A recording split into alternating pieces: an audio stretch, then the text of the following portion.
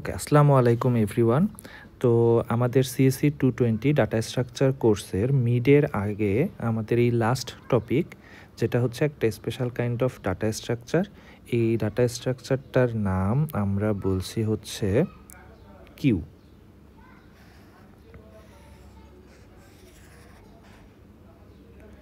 ওকে, তো দেখেন এই ডাটা স্ট্রাকচারটার আগে আমরা অলরেডি স্ট্যাক বলে একটা ডাটা স্ট্রাকচার পড়েছিলাম এবং আমরা দেখেছিলাম স্ট্যাকে আমরা একটা পার্টিকুলার সিকোয়েন্স মেনটেন করেই কেবলমাত্র ডাটাগুলোকে স্টোর করতে পারি এবং ডাটা ওখান থেকে রিমুভ করতে পারি, এবং এই সিকোয়েন্সটা ছিল লাস্ট ইন ফার্স্ট আউট বা লিফো। দ্যাট ইজ, আমরা লাস্টে যেই এলিমেন্টটাকে স্ট্যাকে স্টোর করতাম, রিমুভ করার সময় আমাদের সেই এলিমেন্টটাকেই রিমুভ করতে হতো। আমরা চাইলেই মাঝখান থেকে বা শুরুর কোনো এলিমেন্ট রিমুভ করতে পারতাম না। ওকে, তো কিউয়ের ক্ষেত্রে আমাদের এই সিকোয়েন্সটা আরেকটু ডিফারেন্ট। আমাদের কিউয়ের এই সিকোয়েন্সটাকে আমরা বলি হচ্ছে ফার্স্ট ইন লাস্ট আউট বা ফিফো। দ্যাট ইজ, আমরা সবার প্রথমে যেই এলিমেন্টটাকে ইনসার্ট করব, রিমুভ করার সময় সবার আগেই সেই এলিমেন্টটা রিমুভ হয়ে যাবে। ওকে, আমরা অনেক ক্ষেত্রে এটা বলি, মনে করেন কোথাও আমরা রেজিস্ট্রেশন করতে চাচ্ছি বা একটা টিকিট কাটতে চাচ্ছি বা কোনো একটা ওয়েবসাইটে অ্যাক্সেস করতে চাচ্ছি, অনেক সময় বলে দেওয়া থাকে না যে ফার্স্ট কাম ফার্স্ট সার্ভ বেসিসে এটাকে সার্ভ করা হবে। ওকে, সো এটা আসলে একটা তাহলে কিউ টাইপের সিকোয়েন্স। দ্যাট ইজ, আপনি সবার প্রথমে যেই কাস্টমারটা, যে এই প্যাসেঞ্জারটা বা যে ওয়েব ব্রাউজ করছে যেই ইউজারটা, সে সবার আগে সার্ভ হবে, তারপরে সেকেন্ড জন, তারপরে থার্ড জন, এভাবে যে আগে আসবে সে আগে পাবে। এরকম বেসিসে আমরা জিনিসটাকে ইমপ্লিমেন্ট করি। ওকে, আচ্ছা, যেমন একটা এক্সাম্পল আমরা অলরেডি তো দিলামই একটু আগে, যে মনে করেন আপনি হয়তো একটা কী যেন বলে, দোকান থেকে কিছু জিনিস কিনতে চাচ্ছেন, কিন্তু দোকানে অনেক বেশি ভিড়, হ্যাঁ, ফলে একটা কাস্টমারের লাইন লেগে গেছে।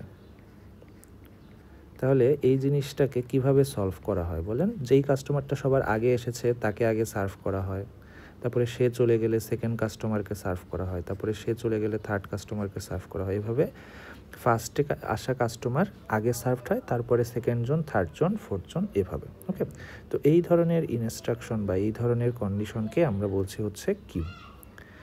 এখন আমরা যদি স্ট্যাকের সঙ্গে আরেকটু মেলানোর চেষ্টা করি, স্ট্যাকে আমরা 4 ধরনের স্পেশাল অপারেশন দেখেছিলাম। একটা হচ্ছে পুশ, যেটা দিয়ে আমি স্ট্যাকে কোনো কিছু স্টোর করতে পারতাম। একটা হচ্ছে পপ, যেটা দিয়ে আমি স্ট্যাক থেকে কোনো কিছু রিমুভ করতে পারতাম। একটা ছিল পিক বা টপ, আর আরেকটা ছিল ইজ এমটি, যেটা থেকে আমরা বুঝতে পারতাম স্ট্যাকটা এমটি কি না।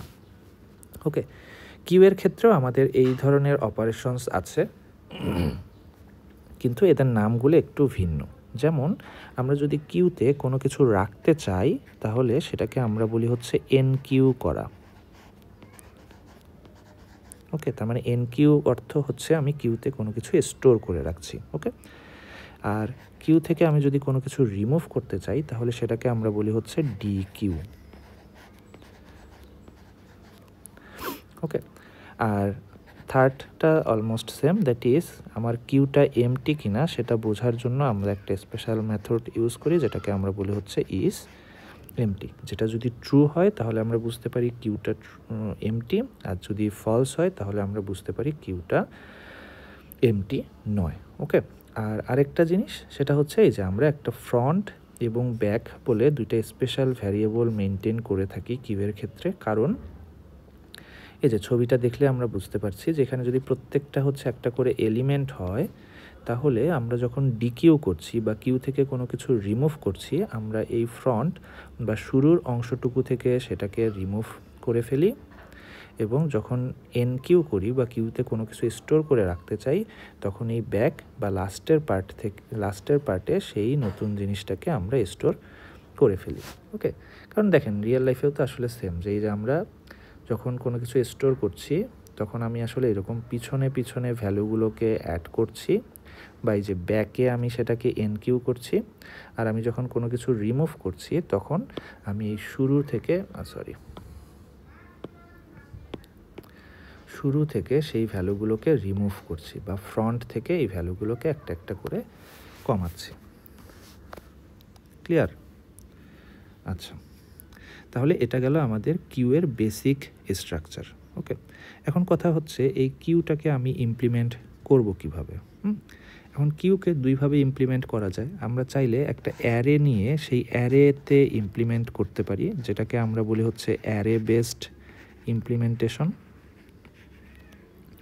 আরেকটা হচ্ছে গিয়ে আমরা একটা লিঙ্ক লিস্ট দিয়েও কিউকে ইমপ্লিমেন্ট করতে পারি। ওকে, সেটাকে আমরা বলি হচ্ছে লিঙ্ক লিস্ট বেসড ইমপ্লিমেন্টেশন। ওকে, তো এই সেমিস্টারের জন্য আমরা এই অ্যারে বেসড ইমপ্লিমেন্টেশনটাকে ইগনোর করছি বা এটা আমরা শিখছি না। আমরা শুধু এই লিঙ্ক লিস্ট বেসড ইমপ্লিমেন্টেশনটা দেখার চেষ্টা করব। ওকে, এবং এই লিঙ্ক লিস্ট বেসড ইমপ্লিমেন্টেশনটা কীরকম হবে সেটার একদম ডিটেইলস আসলে এই অ্যালগোরিদমে বলে দেওয়া আছে। দেখেন কি বলেছে। যেহেতু লিঙ্ক লিস্ট বেসড, ফলে কি হবে, এখানে আমার একটা নোট থাকতে হবে। তাহলে আমার ফার্স্ট কাজ হচ্ছে এই নোট ক্লাসটা তৈরি করা, এবং এই নোট ক্লাসের আন্ডারে বেসিক্যালি দুইটা ভ্যারিয়েবল থাকবে। একটাকে আমরা বলছি হচ্ছে এলিমেন্ট, বা যেখানে আমি হচ্ছে এলিমেন্টটাকে সেভ করে রাখবো, আরেকটা হচ্ছে নেক্সট, যেটা দিয়ে আমি নেক্সট কোথায় যাচ্ছি সেটা বোঝার চেষ্টা করব। ওকে, এরপরে বলছে যে আমরা দুইটা ভ্যারিয়েবল ইনিশিয়ালাইজ করব, একটা হচ্ছে ফ্রন্ট আর একটা হচ্ছে রিয়ার বা ব্যাক। ওকে, এবং ইনিশিয়ালি এই দুইটা ভ্যারিয়েবল থাকবে হচ্ছে নাল। ওকে, তাহলে আমার ফ্রন্ট এটা হচ্ছে নাল, আর রিয়ার এটা হচ্ছে নাল। ওকে, এরপরে আমরা বলছি যে এনকিউ ফাংশন বা ফলোয়িং ফাংশনগুলো আমরা ইমপ্লিমেন্ট করার চেষ্টা করব। তো ফার্স্ট ফাংশনটাকে আমরা বলছি হচ্ছে এনকিউ, এবং এনকিউ এর অর্থ কি, আমি কোনো কিছু ইনসার্ট করতে চাই। এবং একটু আগে আমরা দেখেছিলাম যে আমরা বেসিক্যালি এনকিউ করি কোথায়, কিউয়ের পিছনে বা ব্যাকে বা রেয়ারে। ওকে, তাহলে সেই কাজটাই এরা করতে বলেছে। দ্যাট ইজ এনকিউ করার ক্ষেত্রে আমি যেটা করব, যেই এলিমেন্টটা আমাকে এনকিউ করতে বলছে সেই এলিমেন্ট দিয়ে আমি জাস্ট একটা নোড আগে তৈরি করে ফেলবো। Okay, with data equal to the value, তারপরে ইফ রেয়ার ইজ নাল, যদি রেয়ার নাল হয় দ্যাট ইজ, তাহলে এটাই হচ্ছে আমার ফার্স্ট এলিমেন্ট।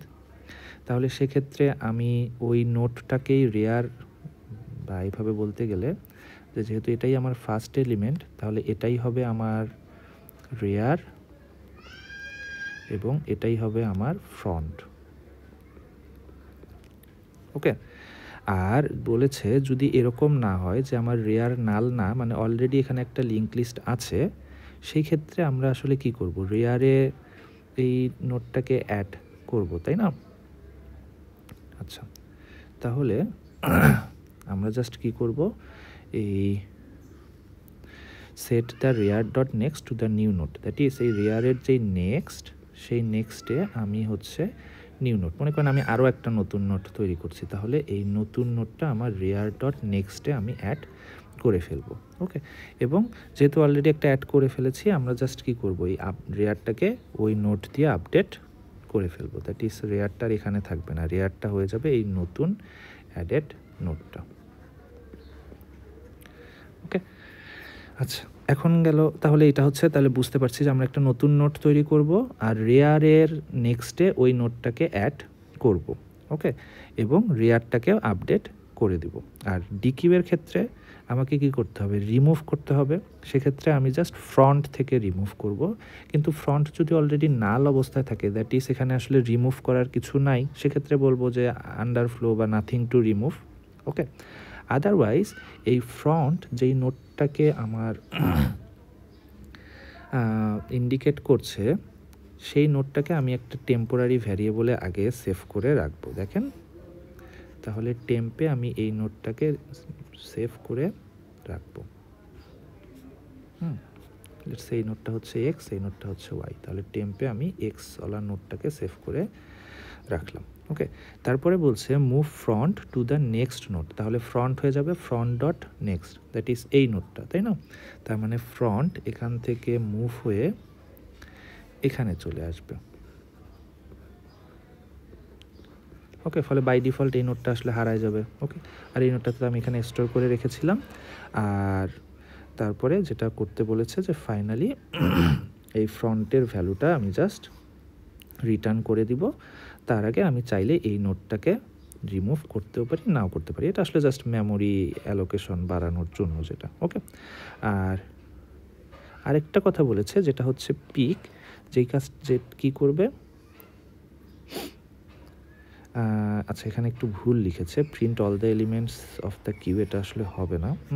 পিক বেসিক্যালি যেই কথাটা বলবে যে ফ্রন্টের ভ্যালুটা আমাকে বলে দিবে। ওকে, তাহলে যে কথাটা বলেছে যে ফ্রন্ট যদি নাল হয় সেক্ষেত্রে তো ভ্যালু বলার কোনো প্রশ্ন আসে না, সেক্ষেত্রে আমরা আন্ডারফ্লো এক্সেপশন দিয়ে দিব। আর যদি নাল না হয় তাহলে ফ্রন্ট যেই নোটটাকে ইন্ডিকেট করছে সেই নোটের এলিমেন্টটাকে জাস্ট রিটার্ন করে দিব। ওকে, আর আরেকটা আমাদের মেথড লাগবে যেটা হচ্ছে ইজ এমটি।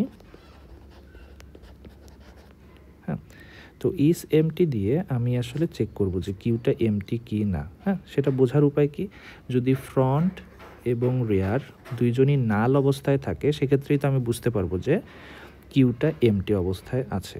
সেক্ষেত্রে রিটার্ন করব ট্রু। আর যদি ফ্রন্ট এবং রেয়ার এমটি অবস্থায় না থাকে সেক্ষেত্রে আমি রিটার্ন করব ফলস। ওকে, তাহলে এই পুরাটাই হচ্ছে আমাদের লিঙ্ক লিস্ট ইউজ করে কিউ ইমপ্লিমেন্ট করার কোড এবং অ্যালগোরিদম। ওকে, জাস্ট এখানে সব কিছু একদম ডিটেলসে বলে দেওয়া আছে, আপনি জাস্ট ফলো করে করে সেটাকে তৈরি করবেন। ওকে, আচ্ছা তাহলে এটা গেল আমাদের সেকেন্ড পার্ট। থার্ড হচ্ছে অ্যারে বেসড ইমপ্লিমেন্টেশনটা আমাদের এবার লাগছে না। এখন হচ্ছে গিয়ে আমরা যদি কোনো একটা পার্টিকুলার প্রবলেম কিউ দিয়ে সলভ করতে চাই তাহলে কিভাবে সলভ করব। হ্যাঁ, সেটা হচ্ছে ওই যে স্ট্যাকের মতোই জিনিসটা, যে আমরা ধরেই নিব যে আমাদের কাছে শুধু যদি কিউ অ্যাক্সেস করতে হয় তাহলে ওই 3টা বা 4টা যেই function, that is enqueue, dequeue, peek, is empty, এগুলোই আছে। আমরা চাইলেই এছাড়া অন্য কিছু করতে পারবো না। ওকে, তাহলে মনে করেন আমাকে একটা ছোট্ট প্রবলেম দিয়ে দিল, বলল আচ্ছা হ্যাঁ, আচ্ছা মনে করেন এরকম করে বলল যে আপনাকে একটা কিউ দিয়ে দেওয়া আছে। এই কিউটা থেকে আপনার ফ্রন্ট থেকে ওই যে স্ট্যাকের মতোই nth এলিমেন্টটাকে রিমুভ করতে হবে। ওকে, যেমন মনে করেন একটা এক্সাম্পল দিই, মনে করেন এটা হচ্ছে আমার কিউয়ের ফ্রন্ট, তাহলে এখানে ভ্যালু আছে হচ্ছে 10, 3, 5, 7, 9, 11। হ্যাঁ, এটা হচ্ছে আমার ব্যাক।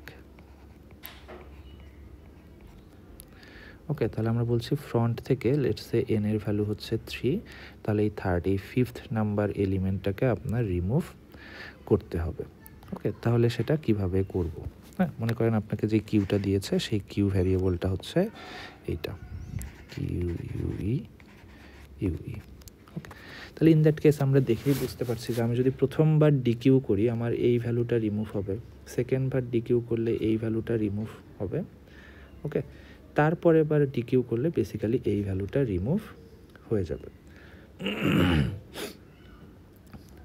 ওকে, আচ্ছা হ্যাঁ, তারপরে তাহলে কি হচ্ছে দেখেন, তারপরে আমি আরেকবার ডিকিউ করলে এই ভ্যালুটা রিমুভ হবে, এই ভ্যালুটা রিমুভ হবে, এই ভ্যালুটা রিমুভ হবে। ওকে, তাহলে এই প্রবলেমটা আমরা যেভাবে সলভ করতে পারি যে আমরা আরেকটা এমটি কিউ নিতে পারি।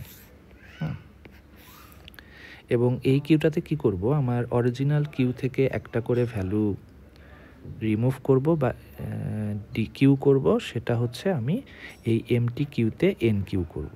তাহলে প্রথম অপারেশনে বা প্রথম ইটারেশনে আমার এই অরিজিনাল ভ্যালু থেকে বা কিউ থেকে 10টা এন কিউ হয়ে যাবে এবং নতুন কিউতে 10টা ডিকিউ হয়ে যাবে আর নতুন কিউতে 10টা এন কিউ হয়ে যাবে। ওকে, এরপরে সেকেন্ড ইটারেশনে আমার অরিজিনাল কিউ থেকে 3টা ডিকিউ হয়ে যাবে, নতুন কিউতে 3টা এন কিউ হয়ে যাবে। থার্ড ইটারেশনে আমরা দেখব যেটা এন এর ভ্যালুর সমান, সেক্ষেত্রে আমরা অরিজিনাল ভ্যালু থেকে এটাকে ডিকিউ করব ঠিকই, কিন্তু নতুন কিউতে সেটাকে আর এন কিউ করবো না। ওকে, এরপরে ফোর্থ ইটারেশনে আবারও সেম, এখান থেকে এন কিউ করবো, এখানে ডিকিউ করব, এখানে এন কিউ করব, অরিজিনাল ভ্যালু থেকে ডিকিউ করে নতুন কিউতে ডিকিউ এন কিউ করব। এরপরে অরিজিনাল কিউ থেকে ডি কিউ করে নতুন কিউতে এন কিউ করবো, অরিজিনাল কিউ থেকে ডি কিউ করে নতুন কিউতে এন কিউ করব। ওকে, তাহলে আমরা দেখতে পাচ্ছি যে আমরা নতুন যেই কিউটা পেলাম সেই কিউটা আসলে আমরা যেই সিকোয়েন্সটা চেয়েছিলাম সেই সিকোয়েন্সেই আছে। ওকে, তাহলে এখান থেকে বুঝতে পারছি যে কিউ কিন্তু আসলে স্ট্যাকের তুলনায় অনেক বেশি ইজি। স্ট্যাকে আমার এই কাজটা করতে গেলে আরেকটা স্ট্যাকে নিয়ে ওটাকে রিমুভ করে তারপরে আবার আগের স্ট্যাকে নিয়ে আসতে হতো, কারণ স্ট্যাকে আমার রিভার্স অর্ডার হয়ে যায়। ওকে, কিন্তু কিউয়ের ক্ষেত্রে দেখেন আমি জাস্ট সিম্পলি রিমুভ করে ফেলতে পারলাম, কারণ কিউয়ের সিকোয়েন্সটাই তো হচ্ছে ফার্স্ট ইন ফার্স্ট আউট। ওকে, তাহলে কিউ থেকে আমাদের যেই জিনিসটা জানার, এক হচ্ছে আমাদের এই লিঙ্ক লিস্ট বেসড ইমপ্লিমেন্টেশনটা শিখতে হবে, যেটার কোড অবশ্য অলরেডি ওই যে গিটহাবের যেই লিঙ্কটা আছে সেখানে দিয়ে দেওয়া আছে।